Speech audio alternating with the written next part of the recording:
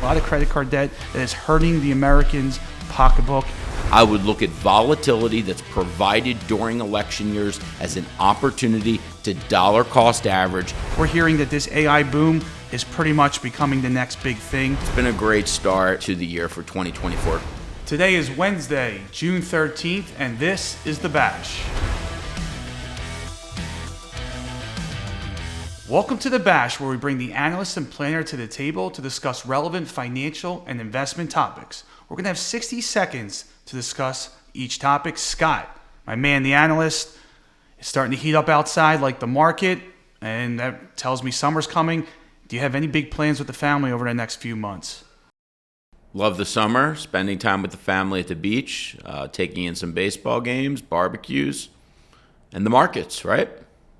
I heard baseball. That's what I'm focused on as well, Scott. So we're on the same page, which is great to start this show. And let's roll right into the markets as well. Scott, the market, it's up about 12.81% year to date as of June 7th. Has been able to fight off interest rates, global conflicts, and uncertainty of this election year. What are your thoughts on its resiliency so far? That's the word. Markets have been very resilient. What? He's tough, he's resilient, and climbing that wall of worry. I would attribute the market gains in the first half of 2024 to three specific reasons. Number one is inflation. While the Fed's concerted effort over the last couple of years brought inflation down dramatically, it still remains elevated and above their long-term targets. However, prices have come down, and economic data is pointing to a more favorable environment with lower inflationary expectations in the future. Number two would be interest rates. To begin the year, we were pricing in up to 6 rate cuts in 2024. Matt, we're in June. We're almost halfway done the year. We haven't had one. Fed expectations of rate cuts have come down dramatically, and the market has been resilient because inflation has also come down. Lastly, probably most importantly, are earnings. S&P 500 earnings have come in above expectations. 98% of the companies have now reported Q1 earnings. We've seen 82% beat the estimates by an average of 7%. That's what I'm attributing the first half positive news to. On our way to a positive Yelp review. Scott, great points, and obviously not disagreeing with any of them. I just want to focus on one item, the theme of artificial intelligence. We've talked about AI in the past, and the story just keeps growing. The tech sector right now is up with AI-related momentum, leading several tech stocks that are outpacing the S&P 500 and the NASDAQ so far in 2024. There's major demand right now for chips to create AI systems. We only got chips. Do you like chips? The spending and transformation is still strong. Let's think about the Magnificent Seven, the biggest stocks right now in the market. We've talked about in the past. They are pretty much all going in on artificial intelligence. Recently, Apple revealed new artificial intelligence system. Google has their own chat program, Gemini, and NVIDIA, I think it's the last few quarters or more, breaking records with chip sales. And when you think of this, we've had the Industrial Revolution. We're hearing that this AI boom is pretty much becoming the next big thing. Anyway, this Kyle Troy person is the next big thing. And I always attribute to the market is about the future. It's about companies, which is made up of people, and people are always looking to innovate. And right now, innovation is outpacing all of the risks to the market right now. Couldn't agree more. AI is definitely driving the markets, is also driving conversations. But what I want to do is I want to switch gears to maybe a little bit of a less exciting topic. That's boring. You're boring everybody. Quit boring everyone. A topic, though, we're asked about very frequently. When we work with retirees, Matt, how do we recommend when they take Social Security? Scott, loaded question. Loaded because we get it all the time and there are so many variables. So all things equal, I just want to focus on when someone may pass away. And that is something that we cannot predict. So we look at life expectancy. A male right now is living till about 73.2 years old. A female is living to about 79.1. But then we're working with a client in their customized situation. We have to look at their family history. We also want to look at their current health to kind of project when they may pass away. And then that leads us to looking at their break-even point.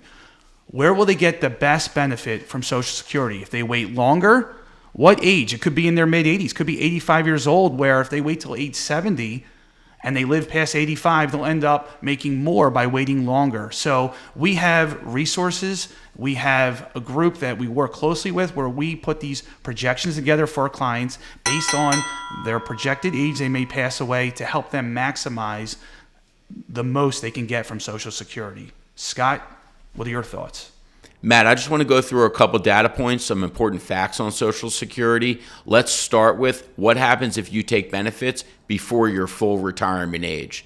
Well, if you take benefits prior to full retirement and you're earning income of more than $22,320 in 2024, those benefits are going to be reduced.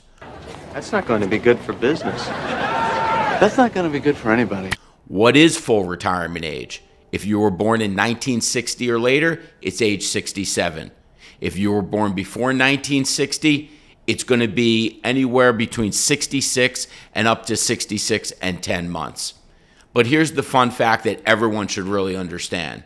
If you're deciding to take benefits early, you're foregoing the ability to earn interest. Your benefit could increase by 8% every year all the way up to age 70 years old. So when you're deciding to take benefits early, you should also be doing so with the mindset of what am I giving up? Because if you delay benefits, that benefit will increase compound at 8% per year. Scott, numbers. As usual, crushing it there. Great explanation. And I'm going to turn to another topic because I don't think you've even heard this, but Scott, this is an election year. What are your thoughts? I mean, are we not getting questions about this all the time in our meetings? How are you answering those questions? They're already starting. We're in June. Markets don't price in the election for a number of months from now. And I often remind clients all the time that who wins the election and who's in the White House is really very little bearing on their wealth and on their wealth creation. As a matter of fact, going back to FDR, we've now had 15 presidencies. We've had 8 Democrats, 7 Republicans. Had you invested $1,000 in 1933, it's worth $19 million today. And as of this morning of the taping of the show, the markets are at an all-time high. So what I often like to focus on is what sectors should I be looking at or avoiding? And the one I would point out that's often in the crosshairs is healthcare. Healthcare is in the crosshairs because drug prices is one of those hot presidential topics. But for long-term investors, I would look at volatility that's provided during election years as an opportunity to dollar cost average into your long-term investment plan. Scott, thank you. And you mentioned a lot of numbers, so I want to try to, of course, sound like you and back that up. We always hear this year is different. This is a very polarizing election, but let's look at more data on the history of elections. There have been 24 elections since the S&P 500 index began. In these election years, 20 of those 24 years provided positive performance. That's 83% of the time. Think about now, we have a Democrat in office. If the Democrat is elected again, the total return has averaged 15%. What about if there's a Democrat in office and a Republican ends up being elected? The total return for these times was 12.9%. So backing up what you've said, Scott, the market is an all-time high right now. It has been up for the year. And usually the market, as we said on all the other items we've discussed, is focused on companies growing and improving and not always being greatly affected by who is the president.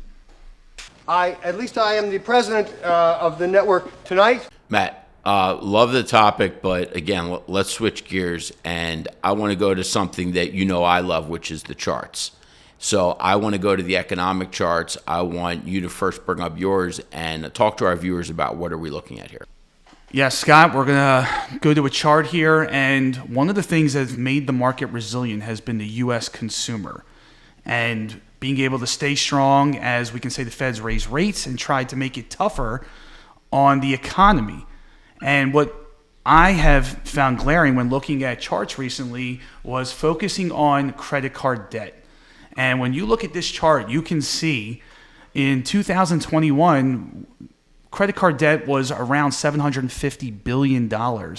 And now you fast forward to today, and we are at $1 trillion or more dollars in credit card debt. Holy moly. That's over a 33% increase.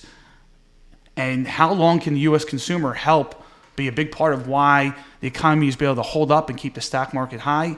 We don't know, but this is something I think is something to consider. It's alarming, and that is a lot of credit card debt that is hurting the Americans' pocketbook and could affect spending going forward.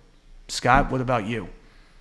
Couldn't agree more. Tremendous amount of consumer debt, and I believe a lot of that is attributable to the wealth effect that I alluded to earlier. As assets have gone up in value, whether we're talking about real estate, stocks, in private equity investments, what a lot of investors have felt is that euphoria.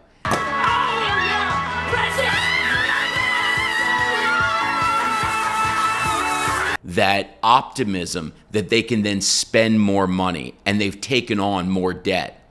But another part of the wealth effect that I also want to point out, I believe that the Fed actually needs to begin considering reducing rates in order to get cash off the sidelines. We are having investors create wealth with no risk by investing in cash, earning higher yields, in order to incentivize those investors to remove part of the $6 trillion that's currently in money market funds into risky assets like the markets. Then the Fed needs to take away that punch bowl. It's not just to stimulate the economy, it's actually to stimulate the investor to invest. Scott, great points. I mean, you brought the heat today. As we said, it's getting hot outside. Anything else you want to talk to investors about during this crazy election year? It's been a great start to the year for 2024. A great first half, coming off of a phenomenal 2023 year. It would be obvious to recommend clients to dollar cost average. I'm down with the DCA, and that is dollar cost averaging. When they see future volatility come back into these markets, let's not just have this recency bias of the recent past is going to repeat itself. Let's go into this now election period of time and then 2025 with really our blinders off, looking at everything that's out there. Sounds good to me, Scott. And to all of our investors out there, don't forget, stay focused, stay disciplined, and stay tuned for the next episode of The Bash.